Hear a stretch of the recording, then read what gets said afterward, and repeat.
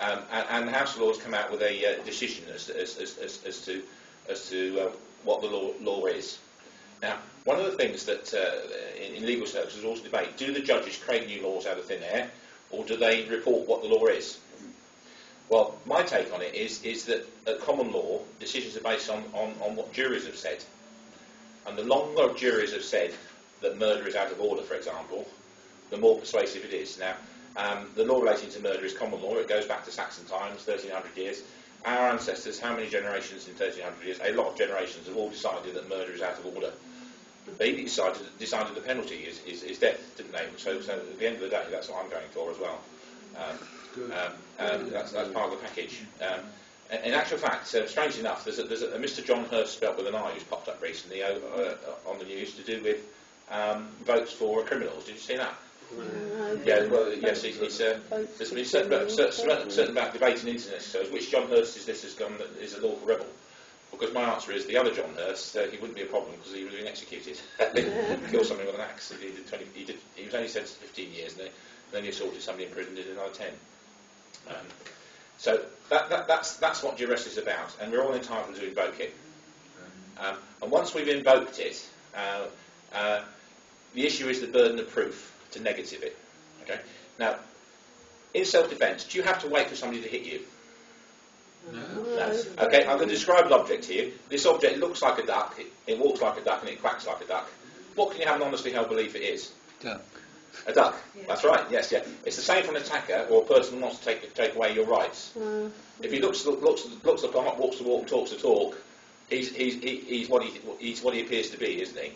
MP, for example. Yes, that's right. Yeah, that's right. Yeah, yeah. So any penalty that's coming his way, in terms of retribution on the spot or legally later, is his responsibility, isn't it? In English society, going back to chivalry, we used to have a mechanism that managed this somewhat. It was called being a gentleman. Now, a gentleman wouldn't walk up to a woman late at night, would he? And make her alarmed, would he? No. He wouldn't make loud noises in her presence. He wouldn't swear, what have you. Now, it's a daily occurrence, isn't it? Yeah. Well, perhaps not in Bournemouth.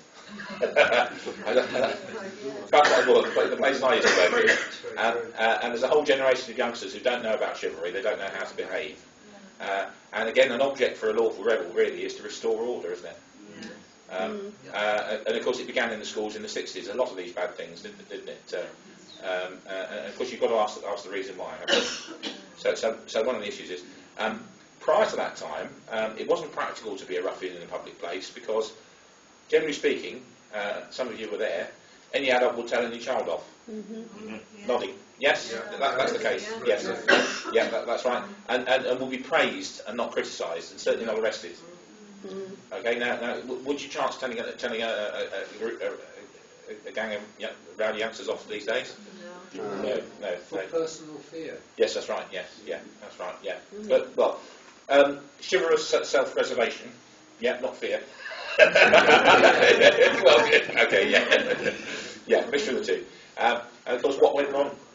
Well, it started in the schools, didn't it? One of the issues, I suspect, is national service.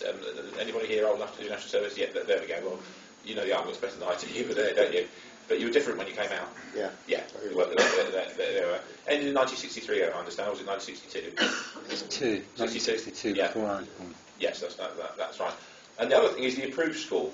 Tina and I have got a man living in a cottage near us, and he speaks very highly of his approved school. He's a carpenter, he learnt it in the school, he's a bricklayer and so on. Because the concept of the approved school, once somebody was an incorrigible rogue, was the term, they'd been arrested several times, that was it. Until national service, the age of 18, they were in an approved school. And of course he speaks very highly of it, doesn't he, Tina?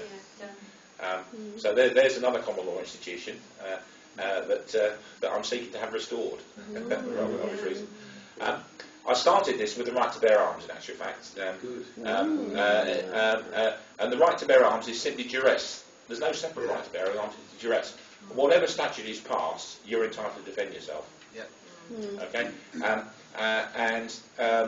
that in our common law? It is, yeah. It's an inalienable right. Duress is an inalienable right, yes, yeah. And so arming yourself, whatever acts of Parliament that have been passed to say you can't, you can.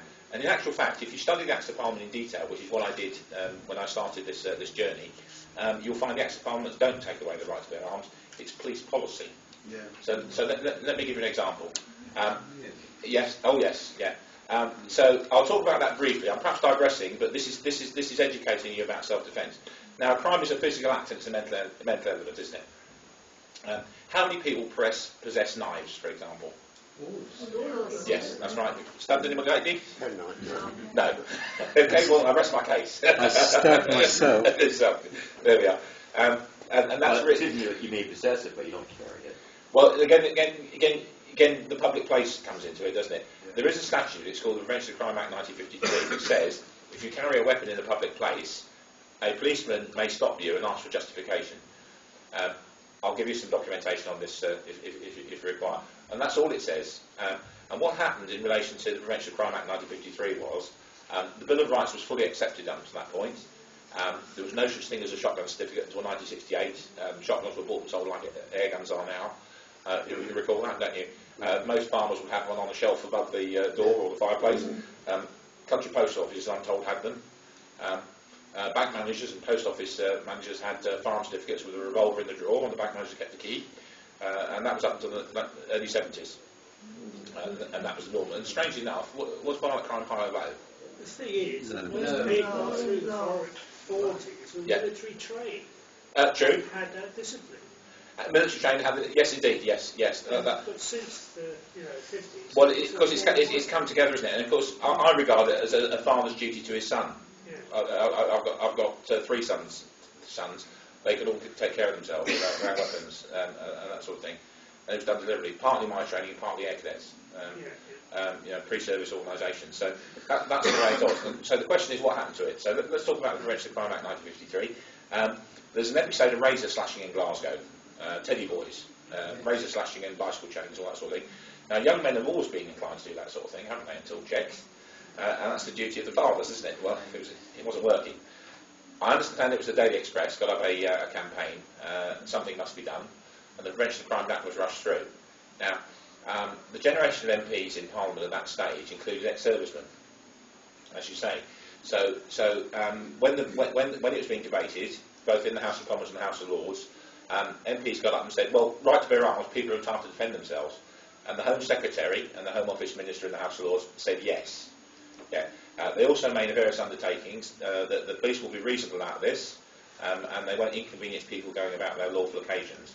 One of the questions asked, for example, was there was a cook in the House of Commons canteen attacked on Wimbledon by a footpad last week, and she defended herself with a hat pin, which I understand was a great big thing, wasn't it? Yeah. Will she be allowed to carry a hat pin in future? And the answer was yes, and that was the assurance given by the Home Secretary. Subsequently, you've had generations of policemen who tend to have forgotten about that, don't you? When was this? I'm sorry. 1953, Prevention of Crime. Yes, yeah, that's right. Now, subsequently, there have been a number of generations of policemen have gone by and they've forgotten about this. They might be excused up until 1992. In 1992, there was a case that went before the House of Lords, and it was called Pepper versus Hart, and it was to do with tax.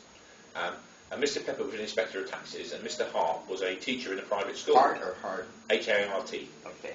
I'll give it to you, there's no to write it down. But, so Pepper versus Hart, and the issue was, how do you correctly interpret a statute, an Act of Parliament? And Mr. Hart said to Mr. Pepper, the taxman, said to Mr. Hart, I don't think you can claim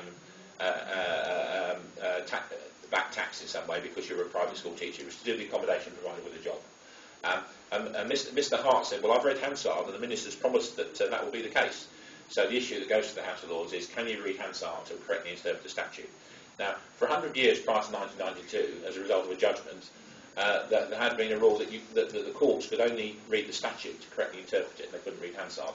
And that was a nonsense, really, because an Act of Parliament is just a snapshot, isn't it, at the end of a debate, and it's subject to human error in language and drafting and that sort of thing, and it really doesn't give you a full picture. It doesn't tell you the history. Now, a common law, when a statute is written, some of the early ones, they're a lot better laid